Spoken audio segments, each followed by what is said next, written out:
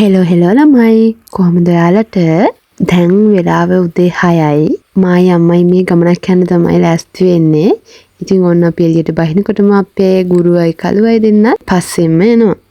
ඉතින් ඒ දෙන්නටත් බයි කියලා අපි ගමන යන්න පටන් ගත්තා. අපිට 7 විතර වෙනකොට තමයි හෙට එන්න කියලා තිබ්බේ. ඉතින් එහෙම ගිහිල්ලා චුට්ටක් අපි ලෑස්ති වෙලා ඔක්කොම දාගෙන මේ ගමන පටන් ගත්ත වෙලාව. අපිට කෙසෙල් ගෙඩි වගේක් ගන්න ඕන වෙලා මෙන්න මෙතනින් නැහැත්තුවා. ඒ ටිකත් අරගෙන ඔන්නෝම යනකොට උදේට කන්න වෙලාව හරි.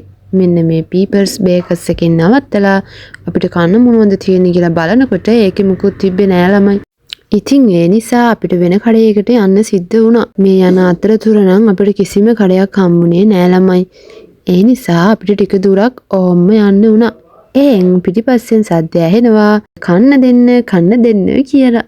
ඒ සද්දත් අහගෙන ඔන්නෝම යනකොට මෙන්න මෙතන පොඩි කඩයක් තිබිලා අපි ඒකෙන් නතර කරලා උදේට කන්න කෑම ගත්තා.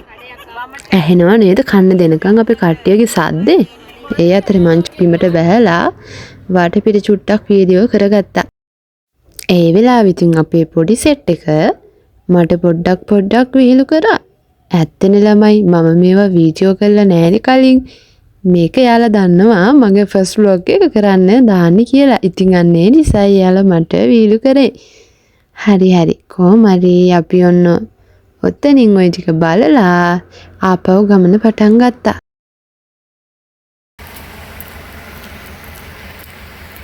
ඔන්න ඉතින් අපි වෑන් එකේ ඉඳගෙනම අපි ගත්තු ඒවා කෑවා. කෑම කාලා ආයෙත් ගමන පටන්ගෙන අපි යන්න ඕන තැනට යන්න තව පැය 2ක් විතර තිබුණා.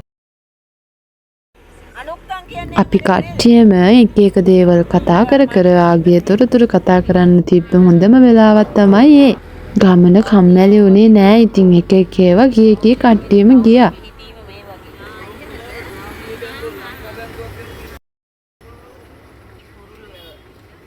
ඉතින් මේ එදා දවස හුඟක් වැස්ස දවසක්. මෙන්න මේ වෙලාවේ නම් වැස්ස ටිකක් පටන් ගන්න ගමන් තිබ්බේ.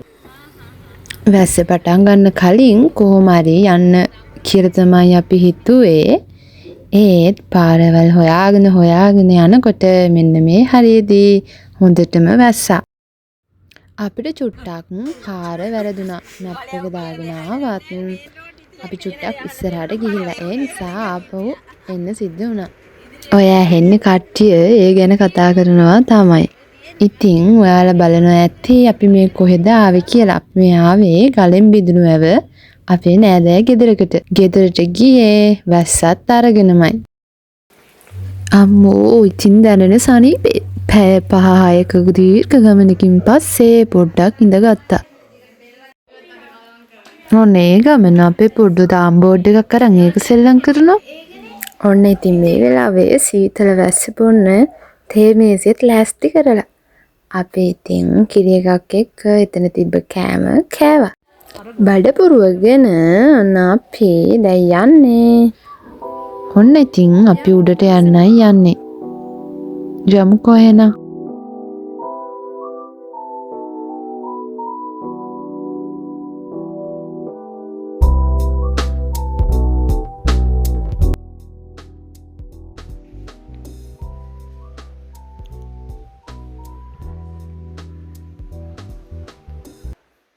ඔන්න ඔහම උඩට ඇවිල්ලා ඈත බලනකොට දැන් නම් වැස්ස පායලා. එදා තමයි ළමයි ගම් වතුර එන්න කලින් දවස අපි එතකොට හිටියෙත් ගලෙන් බිඳුණු ඇවේ. එදාත් හොඳටම වැස්සා. කොහොම හරි අපිට නම් ගෙදර යන්න පුළුවන් වුණා. ඔන්න ඉතින් අපේ අම්මයි ලොකු අම්මයි නැන්දම්මයි ෆොටෝස් එහෙම බලලා පොඩ්ඩක් වටපිට බල හිටියේ. ඔය ඉතින් මගේ වැඩ. ඒ වෙලාවේදී ආපහු වැස්ස පටන් ගත්තා. වැස්ස කියලා බැලුවේ නෑ. අපේ අම්මට ෆොටෝස් ගන්න ඕන කියලා එයාගේ ෆොටෝස් ටිකකුත් ගත්තා. ඔන්න ඔය වෙලාවේ දවල්ට කන වෙලාවත් හරි. අපි ඒකත් කෑවා. හැබැයි මට වීඩියෝ ගන්න නම් බැරි වුණා ළමයි. මොකද අපිට කන 100ක් විතරයි ඒ වෙලාවේ තිබුණේ. ඔය ඉතින් අපේ අම්මා වාතභංග කියන ගහෙන් පැලයකුයි කොළ ටිකකුයි කඩාගත්තු වෙලාව. එයාගේ ස්නායු රෝගයකට හොඳයි කියලා තමයි එයා ඒ ටික කඩාගත්තේ. ඔන්න දැන් අපි හැමෝටම සමුදේලා පිටත් වෙන්නයි යන්නේ. මට ඒ දේවල් වීඩියෝ කරගන්න බැරි වුණා. ඒ වුණාට දැන් අපි මේ යන ගමන කොයිද කියලා බලන්නකෝ.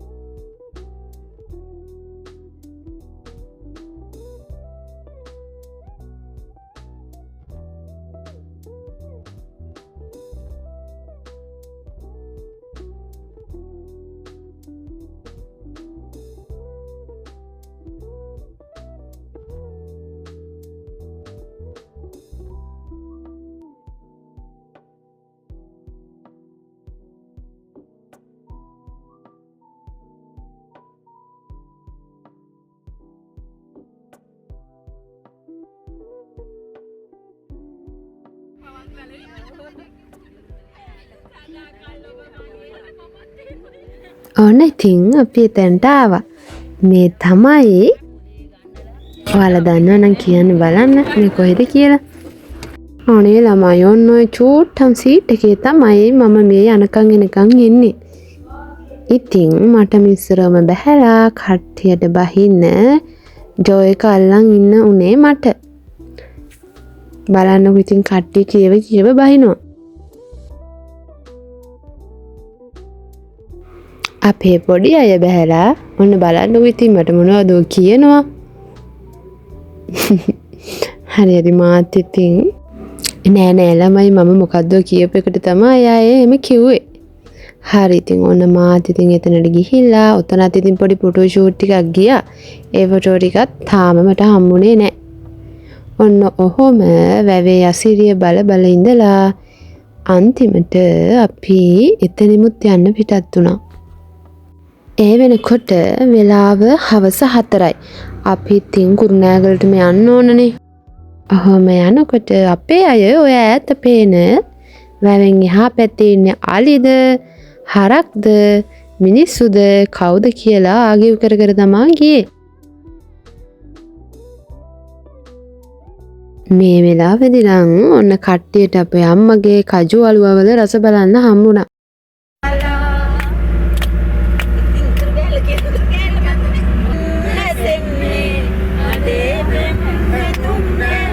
කජු අලුව කාලාද කොහෙද කට්ටිය ටියුන් වෙලා ඔන්න සින්දු කියන්න පටන් ගත්තා. මාත් ඉතින් පොඩි සින්දු කෑල්ලක් කියේ අයටම එකතු වුණා. මේ අපි කොහෙද මන් දන්නේ ටවුන් එකකින් මේ වෙන ගෙදරකට යන්න මොනවාරි අරගන්න කියලා තමයි නතර කරේ. ඔන්න අපි ඒ තැනටත් ආවා. බලන්නකෝ එතන අලිපැටියෙක් ඉන්න එයාගේ ලස්සන අලිපැටියා විතරක් නෙවෙයි මට එතන බෙහෙත් නෙලි වාගේකුත් හම්බුණා. හැබැයි ළමයි මං ඒවා කඩන්න ගියේ නෑ.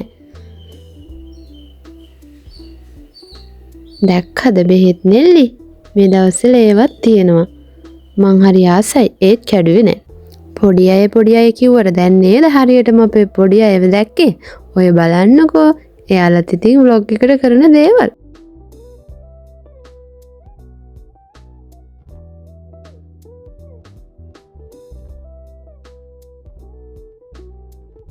එහි ගියාම තමයි දැක්කේ ඒ මාමා එයාගේ විනෝදාංශයක් විදිහට හදලා තියෙන ගොවි උපකරණ හැම මේකේ තිබ්බා. හදලා තියෙනවා ඒකේ ගොවි උපකරණ කමත් උපකරණ අන්නේ දේවල් තිබ්බා. හැබැයි අපි යනකොට නම් ගොඩක් කරවල නිසා මුකුත් පෙවුනේ නැහැ.